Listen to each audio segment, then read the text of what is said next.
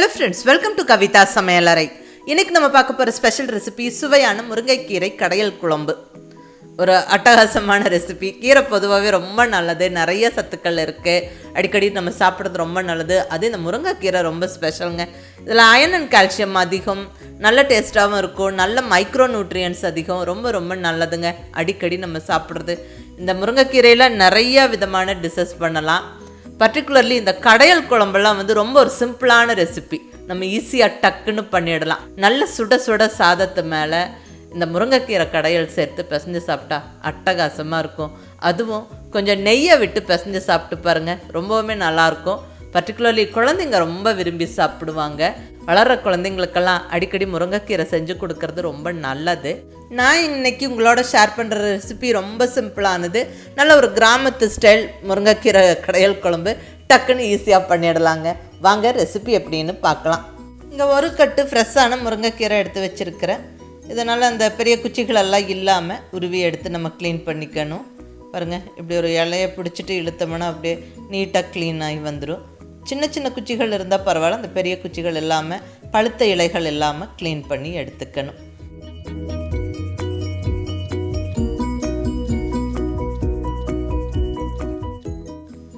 பாருங்கள், முருங்கைக்கீரை எல்லாம் கம்ப்ளீட்டாக க்ளீன் பண்ணி எடுத்தாச்சு. இப்போ முருங்கைக்கீரை ரெடி. இதை 2 வாட்டி கழுவிட்டு நம்ம சமைக்க ஸ்டார்ட் பண்ணிடலாம். இப்போ இங்கே நல்லா கழுவிட்டு வடிதட்டில் போட்டு வச்சாச்சுங்க. இது பருப்பு சேர்த்து செய்கிற கீரை கடayal. ஃபஸ்ட்டு ஸ்டெப்பாக பருப்பை வேக வச்சிடலாம். இங்கே ஒரு டம்ளர் அளவுக்கு துவரம் பருப்பு எடுத்துருக்கிறேன். இதோட வெயிட்டு பார்த்திங்கன்னா 100 கிராம் இருக்குது. இந்த பருப்பை நல்லா ஒரு 2-3 வாட்டி கழுவிடலாம். பருப்பு கழுவி ரெடியாக இருக்குது. இப்போ வேக வைக்கிறதுக்கு தண்ணி சேர்த்துக்கலாங்க. நான் இங்கே ஒரு 3 டம்ளர் தண்ணிக்கு மேலே சேர்த்தாச்சு. அடுத்தது ஒரு 3 பல் பூண்டு, நல்லா கொஞ்சம் பெரிய சைஸ் பூண்டு 3 சேர்த்தாச்சுங்க.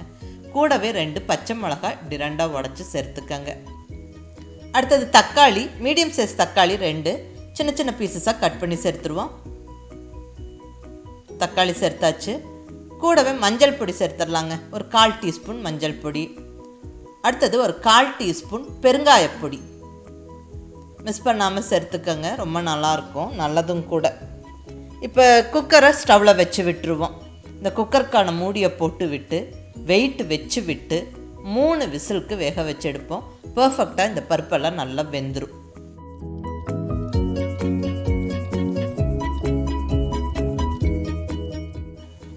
மூணு விசில் வந்து ஸ்டீம் ப்ரெஷர்லாம் போனதுக்கப்புறம் குக்கர் ஓப்பன் பண்ணுறேன்.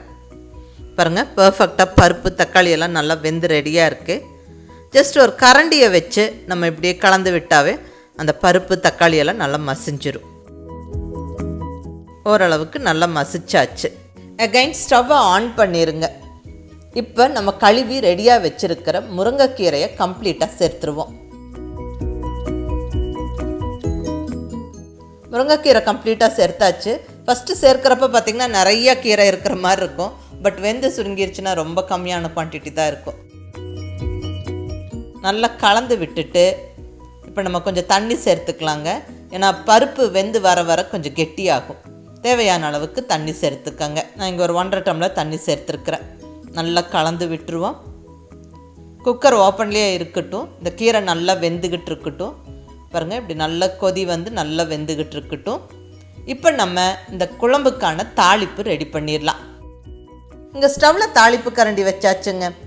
கரண்டி சூடானதுக்கப்புறம் 2 டேபிள் ஸ்பூன் அளவுக்கு தேங்காய் எண்ணெய் சேர்த்துக்கிறேன். இந்த கடayal குழம்புக்கெல்லாம் பர்டிகுலர்லி தேங்காய் எண்ணெயில் நம்ம தாளித்து சேர்த்தா ரொம்ப நல்லா டேஸ்ட்டாக இருக்கும். அது மிஸ் பண்ணாமல் ட்ரை பண்ணி பாருங்கள்.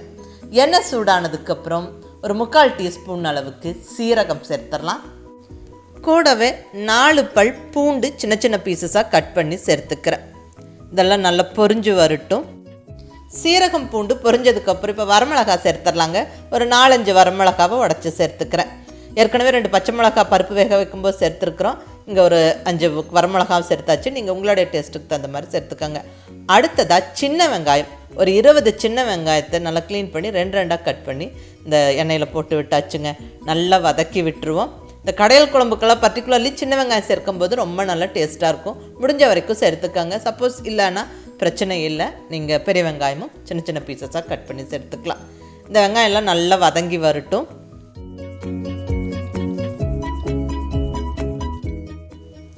பாருங்கள், வெங்காயம் எல்லாம் நல்லா வதங்கிருச்சு. இப்போ நம்ம ஸ்டவ்வை ஆஃப் பண்ணி விட்டுட்டு வெந்துக்கிட்டு இருக்கிற கீரையோடு சேர்த்துடலாம்.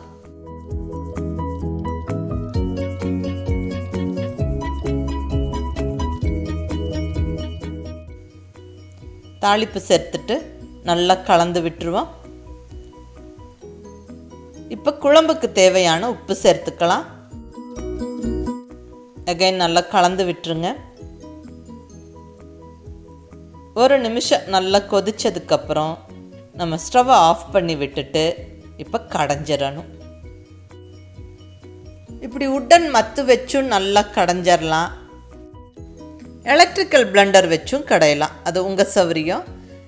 நான் இங்கே எலக்ட்ரிக்கல் பிளெண்டர் வச்சு கடைஞ்சி விடுறேன்.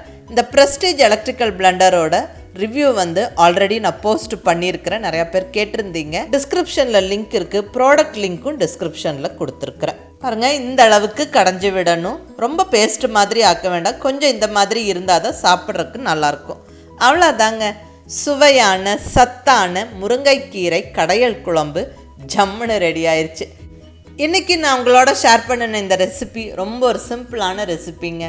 1 pot ரெசிப்பியாக உங்களுக்கு இந்த முருங்கைக்கீரை குழம்பு நான் ஷேர் பண்ணியிருக்கிறேன். ரொம்ப ஈஸியாக டக்குன்னு செஞ்சு முடிச்சிடலாம். பட் ரொம்ப நல்லா டேஸ்ட்டாக இருக்கும். இது நல்ல ஒரு அத்தன்டிக் ரெசிபி, மிஸ் பண்ணாமல் ட்ரை பண்ணி பாருங்கள். நல்ல சுட சுட சாதத்தில் இந்த முருங்கைக்கீரை குழம்பு விட்டு கொஞ்சமாக நெய்யை விட்டு பிசைஞ்சு சாப்பிட்டா ஆஹா அட்டகாசமாக இருக்குங்க. அது மட்டும் இல்லை, இது ரொம்ப சத்தான ஒரு கீரை குழம்பு. கீரை குழம்பு பொதுவாகவே ரொம்ப நல்லது, அது முருங்கைக்கீரை கொஞ்சம் ஸ்பெஷலாக ரொம்பவுமே நல்லது. இதில் நிறைய மருத்துவ குணங்கள் இருக்குது. இந்த மாதிரி ஒரு சிம்பிள் அண்ட் ஈஸியாக கடையல் குழம்புலாம் நம்ம அடிக்கடி செஞ்சு சாப்பிடலாம். எல்லாருக்குமே ரொம்ப நல்லது. குழந்தைங்க பெரியவங்க எல்லாருமே விரும்பி சாப்பிடுவாங்க. மிஸ் பண்ணாமல் இதே மாதிரி நீங்கள் ட்ரை பண்ணி பாருங்கள். ரொம்ப நல்லா டேஸ்ட்டாக இருக்கும். செஞ்சு பார்த்துட்டு எப்படி இருந்துச்சுன்னு உங்கள் ஃபீட்பேக் சொல்லுங்கள். பிடிச்சிருந்தா லைக் பண்ணி ஷேர் பண்ணி கமெண்ட் பண்ணுங்கள். கவிதா சமையலறை சப்ஸ்கிரைப் பண்ணி என்னுடைய மற்ற ரெசிபிஸும் வீடியோஸும் பாருங்கள். தேங்க்யூ.